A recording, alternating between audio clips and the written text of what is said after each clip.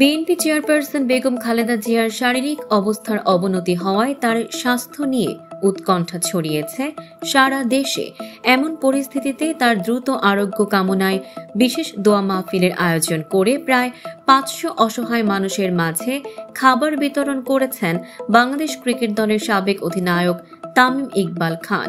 সোমবার 1 ডিসেম্বর বাদ জোহর রাজধানীর গুলশান আজাদ মসজিদে বিশেষ দোয়া মাহফিলের আয়োজন করা হয়।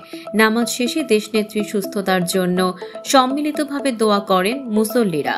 দোয়া মাহফিলটি কোনো রাজনৈতিক কর্মসূচি নয়, এটি ছিল মানবিকতা ও সহমর্মিতার বার্তা বহনকারী এক আয়োজন।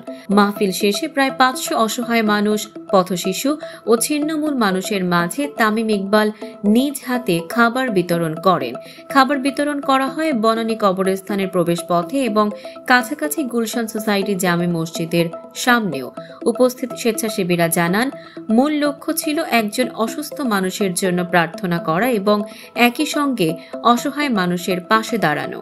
তামিম ইকবাল বলেন, দেশের প্রতিটি মানুষ চাইছেন খালেদা জিয়া সুস্থ হয়ে উঠুক। এটিকে রাজনৈতিকভাবে না দেখে সবাই তার জন্য দোয়া করুন। তার এই বক্তব্য এক মুহূর্তে ছড়িয়ে পড়ে সামাজিক যোগাযোগ মাধ্যমে এবং প্রশংসিত হয় দেশ জুড়ে। দর্শক, সাম্প্রতিক ও চমকপ্রদ সব খবর পেতে ফলো করুন আমাদের ফেসবুক পেজ CB24 টিভি এবং সাবস্ক্রাইব করুন ইউটিউব চ্যানেল CB24 অফিসিয়াল।